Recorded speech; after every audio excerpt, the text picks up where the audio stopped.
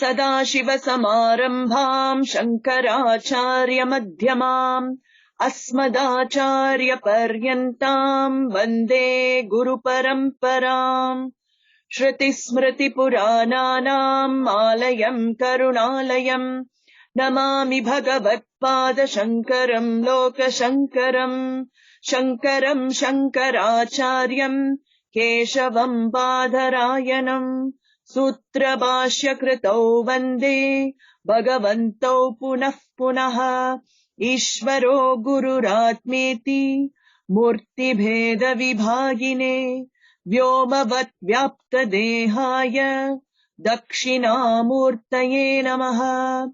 ॐ सहना भवतु सहनौ भुनक्तु सह वीर्यम् करवावहै तेजस्विनावधीतमस्तु मा विद्विषावहै। ॐ शान्ति शान्ति शान्तिः। गुरुर्ब्रह्मा गुरुर्विष्णुः गुरुर्देवो महेश्वरः गुरुः साक्षात् परम् ब्रह्म तस्मै श्रीगुरवे नमः। ॐ गं गणपतये नमः। ॐ गं गणपतये नमः। ॐ गं गणपतये नमः।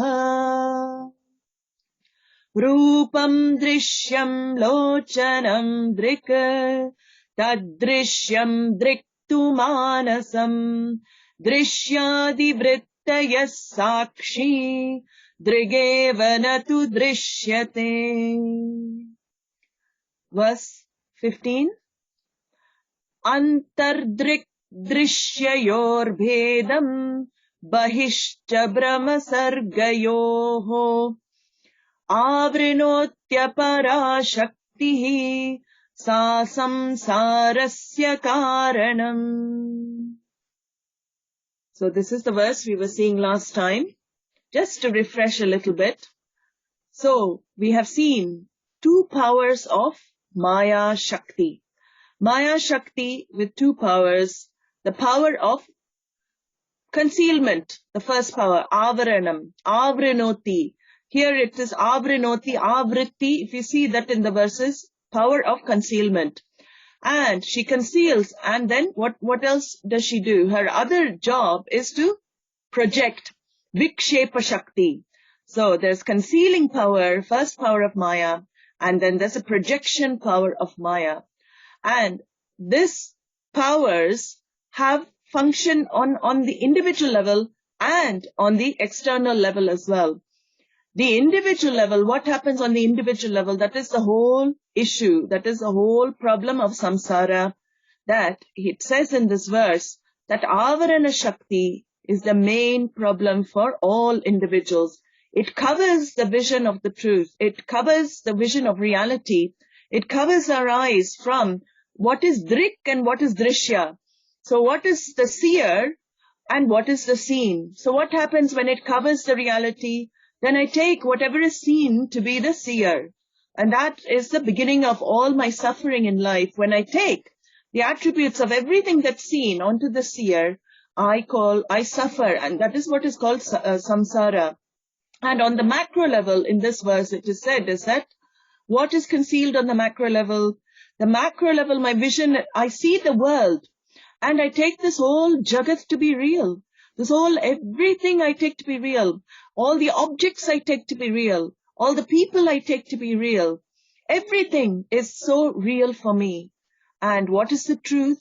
The truth is everything is not as real as we think it is. It does have a reality, but it doesn't have the reality I think it has. I think it has absolute reality.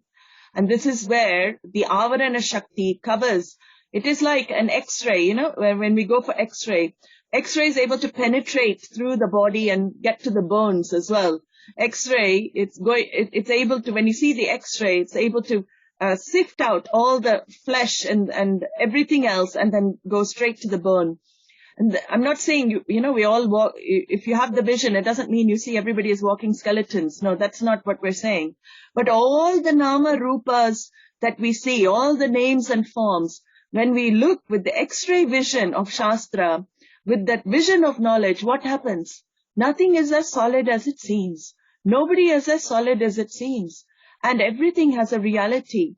It has a ultimate reality, and that ultimate reality is pure consciousness. So we saw this verse, all these verses now are discussing the cause for samsara, the cause for the individual suffering. And it's very clear why we suffer. So he says here, Bahishcha Brahma Sargayoho Vedam, which means the Brahma Satyam, the consciousness is the real reality. The Paramartika Satyam is not seen. And Jagan Mithya, that the Jagat, the universe, has a dependent reality that is not seen. The difference is not seen. There's a mix-up on the external level. And he says the mix-up on the internal level is what? Mix-up on the internal level is the mix-up between Drik and Drishya, between what is seen and who is the seer.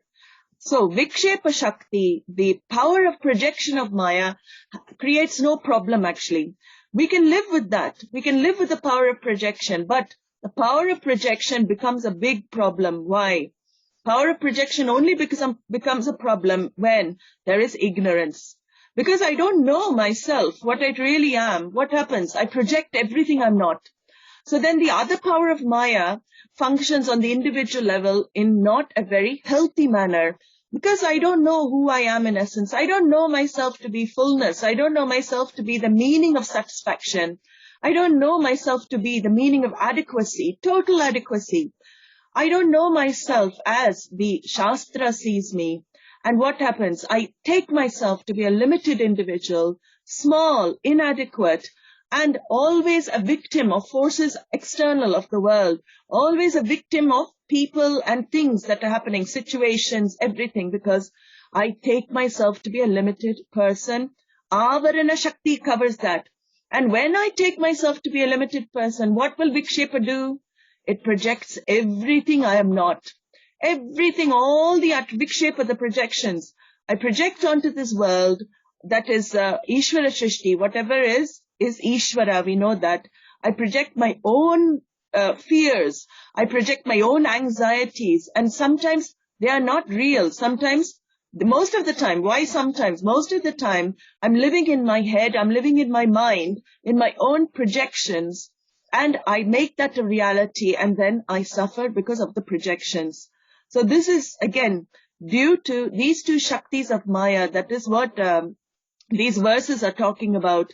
So Avrinoti, this is the Avrinoti Apara Shaktihi, Sa Samsarasya Karanam, this life of samsara, life of sorrow. Samsara is a life of becoming. Becoming, when we hear samsara, it is not, a life of birth and death. Sometimes it's translated like that. But it's best to understand it as a life of becoming. What is a life of becoming? It is always aiming, attempting to be something different than you are. Always, everything, every moment of one's life, I'm not comfortable with myself as I am in this moment.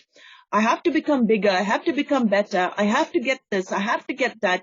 Constant sense of agitation, and this is what is called samsara, which drives us into action, and whole life is spent in acting to become full. If you look at your actions in life, what is the action for? Why do you act in life? This whole text helps you examine what is it we do and why do we do it.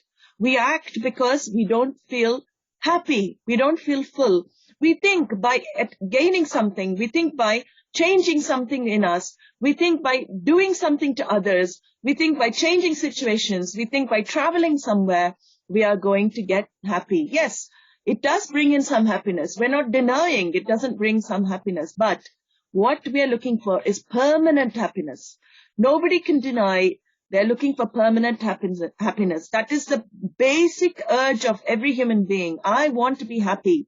I want to be happy at all places, at all times, with all people. Who is going to say, I don't want that? Nobody. Nobody in this Jagat will say it. Whether you're an Eskimo in the North Pole or you're some tribal in South Africa, everybody wants the same thing. Everybody wants to be happy all the time. And this happiness is what is eluding all of us. It eludes most of mankind because I look for permanency in impermanence. I continue to do that. It is a very natural. I don't know anything else. So I look for permanency always in impermanent. And what happens in my life? I always end up disappointed. It is not the world that disappoints me. It is my expectation of the world that disappoints me, actually. All my expectations of the world to give me permanent happiness is what leaves me disappointed in life. Because the world, which nature is impermanent. We cannot expect permanence from the world. People are impermanent. They come, they go. 1 minute they will shower praises on you. Next minute they will blame you. This is the nature of the world. We have to take both. That the duality is world. Everything in the world is dual. So we cannot put security. We're looking for security in something that is insecure constantly. That is the first mistake the jiva makes. Avrinoti, he says, covers the individual by making you ignorant, and it makes you go through this life becoming. It covers the truth of you already being free. It covers the truth of you already being the nature of happiness, the nature of joy, everything that you seek. So this is what samsara really is. It drives me to keep acting in life. It drives me to keep becoming something else. And we saw this very nice story last time with the princess of Kashi. If you remember, that is exactly what we do. We look constantly, external, not realizing whatever we really want, whatever we're looking for is with ourselves all along. It's a fantastic story to explain that everything you seek in life is everything you want to be right now. And once that discovery is made, you discover that, what happens? The desires vanish. There's no getting rid of desires. Where's the getting rid of desires? Nothing. It is through knowledge alone they're negated. Once you realize whatever I'm looking for is myself alone, what is the point in searching externally? Once the prince recognized, I am the one, I'm in love with myself in the picture, does he need to go after that girl and seek that girl that he sees in the picture? No. Desire is negated through knowledge. That desire for that girl in the picture is gone because he knows that person is not separate from me. That person is me. Everything I seek in my life is me alone. So we saw that last time. Very, very nice story to illustrate how we seek externally. And this happens because the differences are not known, meaning the difference between the Drik and Drishya are not known on the internal level, and the difference between Brahman and Jagat are not known on the external level, and then I suffer in life. So next few verses, he's going to explain this a bit more.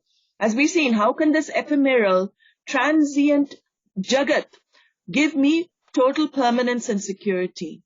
And this is the question the author asks to us, to question ourselves. He asks us to question ourselves, and he says, Sakshinah purato bhati lingam dehena samyutam chitit chaya samaveshat jivasyat vyavaharikaha.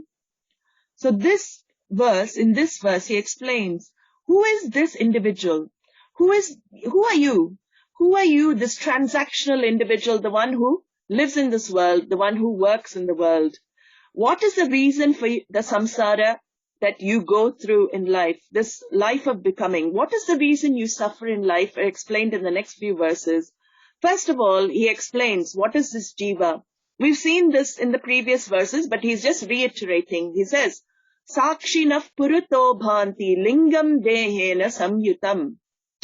The jiva, the definition of individual in our Shastra is the one who is associated with this physical deha, with this physical body. This linga shariram, he says, linga shariram. So linga shariram is sukshma shariram, the subtle body. So an individual, according to our scriptures, is subtle body plus physical body. But that is not only the individual, because subtle body plus physical body will not bring the individual to life. Something has to light up that individual. And Sakshi is that which lends light to the subtle body, and subtle body in turn lends light to the physical body, and we call that birth, we call that life, we call that a living being. So a living being is three things. Subtle body plus physical body, consciousness shining through. We won't say three things. It's only one anyway, but this is how it works. And the subtle body is what? Subtle body we've seen in Tattva Bodha. Those who haven't studied Tattva Bodha, we're going to go over it, but it is a very interesting model of ourselves, the world and God as well. So this subtle body consists of 17 components according to our Shastra. The first is the manaha aspect of thinking. Manaha aspect is what? The emotional aspect of thought, the desires, all of this. Those are types of thoughts.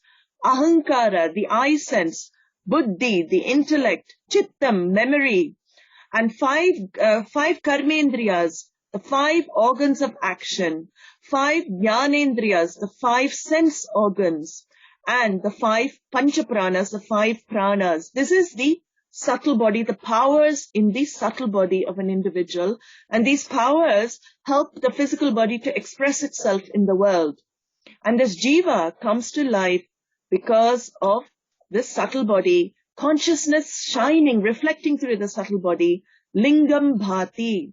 So this consciousness, sakshi, manifests through the mind. We've seen that, like reflected consciousness. The subtle body becomes a reflecting medium and it shines and I come to life. But what is the problem with this individual? The problem with this individual is very, very clear, as we've seen. It takes the reflection. The reflection quality is affected by the reflecting medium. The reflection quality. So let us give an example so you understand this statement. If the sun shines in some water, suppose the sun is shining in some water and the water is very, very disturbed. The reflection of the sun, what happens to the reflection of the sun in the water? It also looks disturbed, right? But does the sun, real sun, ever move? So if you see the sun shining in still waters, you can see the reflection of the sun. It's unchanged, right? But as soon as the water gets disturbed, what happens to the reflection of the sun? It also seems disturbed. And this is exactly what our Shastra says, the jiva, the individual is like that reflected sun in that water. The water is like the mind, you know. So unhappiness, there's unhappiness in the mind. What happens? The jiva claims it. It gets identified. It starts changing the reflection. It identifies with the reflection. There's anger in the mind. The jiva claims it. I am angry. I am unhappy. Any thought in the mind, the jiva claims it. And it gets disturbed with the changing quality of the mind. So that reflected consciousness gets disturbed with the changing quality of the mind. And the actual sakshi, the consciousness gets missed in the whole process.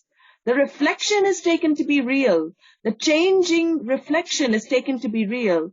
And the original image, which never gets disturbed, is missed in the whole process. And this is exactly what happens with the individual. You are never disturbed. You were never disturbed. You will never get disturbed when you realize you are the original image. The original image cannot be touched by the reflection. So it is a very kind of frightening verse. Next few verses are frightening because they show the individual as a reflection. It is aropa. It is a superimposition. What you think you are is not what you really are. It is not real, actually. So he says, chiti chaya samaveshat. The individualized I sense is blessed by manifest consciousness, and that is what is called jivatma.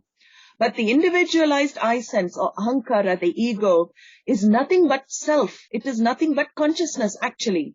It thinks it is different. It thinks it's a separate entity, but it has nothing. It has no existence without consciousness. So, who do you think you are? Who do you think you are? That is the question. He says, Jivaha syat vyavaharikaha.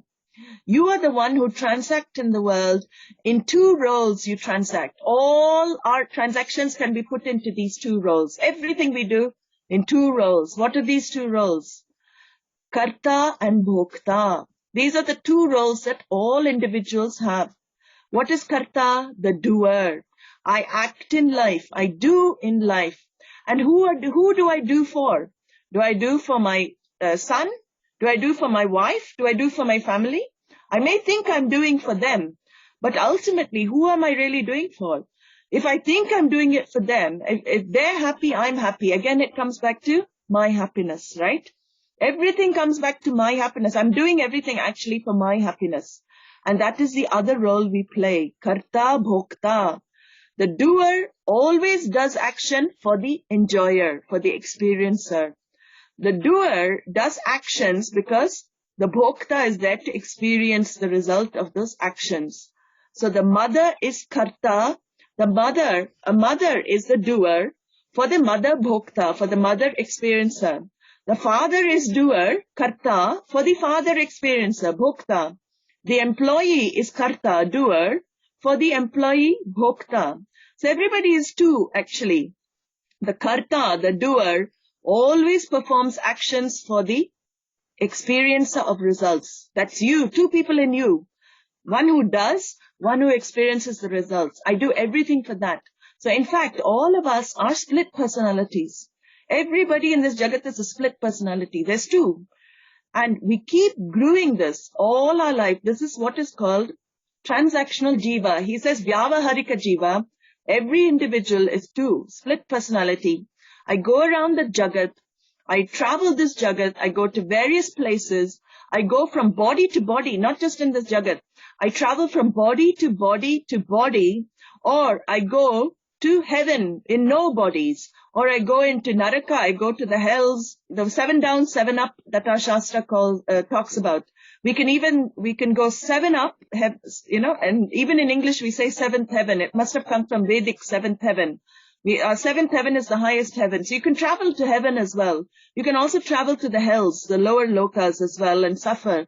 There's so many places you can go. Even in this world, you can go in so many places. The jiva is the one who travels everywhere. You meet different people, various people in life. You do different things. There's all types of things, experiences that you have in life. So what is this transactional jiva? It is the one that spends its life walking, running, jumping, sitting, resting, sleeping, talking, transacting, crying, laughing, screaming. All the life is like this. Happy one moment, sad the next. Experience all kind of emotions. And while living in the world, the mind has to go through all the states, the 3 states of experience, which is waking state, dream state, and deep sleep state. You cannot avoid what your karma unfolds for you. Nobody can avoid. But who is the karma for? That is the question. Who do you do the work for? It is the bhokta in you, the experiencer in you, the enjoyer. It is actually, bhokta means enjoyer, but there are many experiences we don't enjoy. So it's better to use the word experiencer. The experience in you undergoes all the experiences in life. The vyavaharika jiva, he says in this verse, this is you. This is who you think you are. This vyavaharika jiva comes into being because of karma. You are here, placed on this earth, placed on this planet because of something called karma. And the karma is a result of actions done by you as the karta. So the karta, as we've seen, the karta does actions, and the actions, the law of karma, what does the law of karma say? Every action will have an equal and opposite reaction. Every action will have a result. And who are those results experienced by? Bhokta, you. So 2 things, karta, bhokta. And because of this, there are 2 mistakes made again on 2 levels. 2 yous make 2 mistakes on 2 levels. What is the first mistake? On the micro level, the individual subjective level, the way I perceive myself is first mistake. It is erroneous perception of myself. Because I think I'm the doer, what happens? My omissions and commissions towards others, what happens? Listen very carefully to this. Big English, but we'll understand it. My omissions and commissions towards others, what does that mean?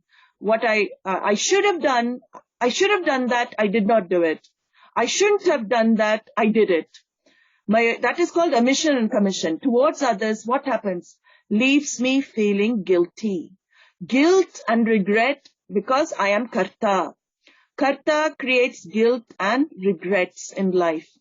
And all because the jiva wrongly identifies, again, with the body, mind, senses, and keep seeking security and pleasure for body, mind, senses alone. It wants to experience bhokta's joy. Everything is done for the bhokta's joy. But the body, mind, senses can never be fully satisfied. They can never be fully satiated, however much we try. It never works because we are never content. We don't rest content in life. If we were content, we would not do anything. We would just be and be happy. That is called being. But we constantly desire, fulfill desires for karma phalam. That is the karta. And the karta makes a mistake of always having this feeling of regret and guilt because I should have done this, I did not do it. I shouldn't have done this, I did it. These are the two things the karta has problem with, mistake that's made. So the karta, the karmas that we have, what happens? The jiva's mind is affected by the subconscious and unconscious as well. All the latent impressions from prior births are also there clamoring for fulfillment. So it is not just this birth we have desires from. We have desires from so many other births that may come up in this life. We don't know. But as long as I identify with the body, mind, senses, there will never be freedom from limitation. I will always feel a limited individual, and I have to go through into and out of these states. I have to go into and out of these states. So this is very important. And the bhokta, what does the bhokta do on the individual level? Bhokta is one who is hurt in life. A bhokta is left hurt. Why? Other people's omissions and commissions towards me leave me hurt. Which means what? They did not do this for me. Hurt. They did this to me. Hurt. They shouldn't have done this to me. Hurt. They did this to me. Hurt. So bhokta goes through hurt, karta goes to guilt. This is definition of our rishis of samsara. Everybody, this is samsara, guilt and hurt. Two things, two words, guilt and hurt. That is all we have to suffer in life, and all due to fundamental mistake, taking yourself to be karta, the doer, taking yourself to be the experiencer, the bhokta. So this is vyavaharika jiva, the transactional jiva. This is the micro level mistake it makes on the micro level. Now on the macro level, the objective level, what is the mistake it makes? The way the individual perceives the world and others also mistaken. You look for the jagat for solutions to fulfill your sense of lack. Constantly looking outside externally to the jagat, to the world, or to individuals, other individuals to fulfill your sense of lack. So on the micro level, micro level mistakes, we've seen hurt and guilt. On the macro level, you are looking for all your security and that which is insecure. So we've seen this impermanent cannot give permanence because nature of the jagat is jagat means gacchati and it goes. Gacchati means it goes, and agacchati, gacchati, it comes, it goes, it comes, it goes. That is the nature of the jagat. Everything is like that. So objects come and go, situations come and go, people come and go. Is it their fault that they don't give me security? That is what I end up doing. I blame external circumstances for not giving me what I want. Because my demand is, it is not a proper demand. My demand is that people should make me happy. People should always be around there to make me happy. That same level of consistency of bringing me joy should be there from external circumstances. People should do that for me. Also situations. This situation should not change because it is a very pleasant situation. I don't want it to change. Also demanding from external for things not to change. And when things do change, what happens? I'm left sad and disappointed. So this is again, a mistake that we commit on the macro level. We cannot accept the transience of this world, and we place all our hopes and our wishes and our desires on this world and the people of the world to give us permanent happiness. That is the main thing. We don't have to worry if I'm very clear about what life can give me. If I'm very clear that The people can only give me so much. Things can only fulfill me so much. Then I can be happily living in the world and fulfilling my desires and not getting affected. But the problem is I get affected because I expect certain results from the world which the world cannot give. And once it cannot give those results, what happens? I blame those people. And those people are the ones who are at fault. Those people become the brunt of my blame. They become the brunt of my attacks. And it is not anybody. That is number one rule we learn from learning the scriptures. Nobody outside is responsible for my unhappiness. Nothing outside is responsible for my unhappiness. It is my expectation that I place on the world and I place on people that is responsible for my sorrow in life. That has to be very, very clearly understood. And once that is understood, no longer, when it's assimilated, very difficult to understand, but when it's assimilated, you will see that you cannot blame outside. It is you, only your mind projecting. Vikshepa Shakti again at work of Maya, because Avarana covers the reality. So what happens? Vikshepa projects. Either it is like projecting, the standard example that the Shastra uses, Rishis use, is snake, rope snake. So you see, you go into a dimly lit room, and it doesn't have to be only rope snake. It can be garland snake. See, the rope is very dimly seen. The shape of the rope is very dimly seen due to weak light, not very good light. Then what happens? Suddenly, in my mind, I see a snake on the rope. What happens? I jump at that snake. Is there really a snake there? There is no snake there. It is my mind I'm reacting to. It is my mind, my fears, my anxieties are only here. There is no snake out there, actually. It is rope. But I don't see rope as rope. Number one, again, mistake, projection, vikshepa. Another type of vikshepa is the opposite. I see a garland where there is rope. So I add extra value. It is called shobana adhyasa in Sanskrit. How amazing that the rishis have examined to so much degree the way that our mind operates. Can you imagine? Thousands of years ago, this mind has not changed. When I also project, they say you have extra value you add to the world. It's called shobana adhyasa. You project the rope as a garland, or you project it as some golden mala. That is your projection. And what happens when you go near the rope and you see the rope as rope? Disappointment. Because it is not what you thought it was, right? So either life, because of how I see the world, it is either through fear, I get afraid of something that I need not to be afraid of. I get anxious about things I need not be anxious of. Or I add extra value to things which then leave me again disappointed.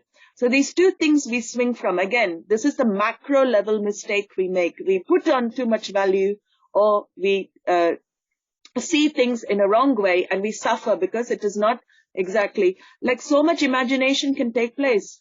So many things. Somebody doesn't call for a week, or somebody who has been very close to you doesn't call for some time, or they don't love me anymore, they don't like me anymore, they don't care for me anymore. Subjective projection. It is, they could be involved in their own problems. They could be facing other issues. The mind never thinks, other people have their other lives. Why does everybody's mind have to revolve around you? They may have everybody is very busy with things. So, but this is what, examine more. I think this pariprashna, it is again called pariprashna in the Shastra. Examine how the mind thinks. Don't give it the reality it doesn't deserve. So when we take off that, seeing the snake on the rope, when we take off seeing garland on the rope, when we see rope as rope, then we call that objectivity.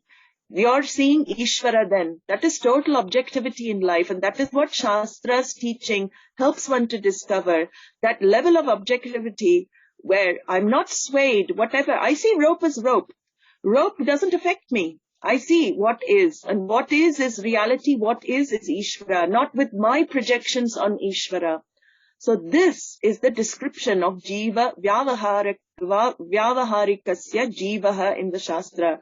He goes on to say, Asya Jivatvam Aropat Sakshin Bhasate Avritau tu vinashtayam Bhede bhati payati tat. So this asya vyavaharikasya jivasya, this jiva that we talked about in the previous verse, who is the doer and the enjoyer, the experiencer, he says here, this jiva is not real. It is superimposed on consciousness. It is a reflection of consciousness. The jiva that you think you are is a mere reflection. It is aropat, means it is a projection on the screen of consciousness. And we've seen this. You are a projection actually, and you don't know you are the original. So mutual superimposition happens between Atma and this jiva. And consciousness, what happens when mutual superimposition happens? Consciousness takes itself to be fat, thin, intelligent, stupid, hungry. Can consciousness really be fat? No. Cannot have fat consciousness, thin consciousness, stupid consciousness, intelligent consciousness. You cannot. It is only the jiva. If you take yourself to be jiva, the individual, limited individual that we discussed in the previous verse, then all the problems of body, mind, senses will become your problems. And this again is the fundamental error, is what? The Sakshi Atma is not known, Brahman is not known, consciousness is not known. And this jiva, this karta bhokta jiva, this doer, experiencer, individual, lives in this universe. And what is this universe? It is one of orders. It is called Vyavaharika Satyam. This universe is Ishvara Shrishti, or the creation of the Lord. This one vast order. All these minor orders go towards one vast order. And this little jiva lives in this vast order. And it interacts in this vast order through all its five senses. All this jagat comes to its mind because only of five senses. We cannot interact with the jagat in any other way. And the order of karma, this jiva is buffeted by the order of karma. It has to face all the unpleasant and the pleasant experiences in life. Whether it likes it or not, it has to go through. There's no choice. We don't have a multiple choice list, like a tick list. I want this situation to happen to me in life. I don't want this to happen. We cannot do that. Whatever comes to us, we are forced to accept. So we either accept it well or we don't accept it well. Because of punya, papa, the karta has done in previous life, we have to go through what we have to.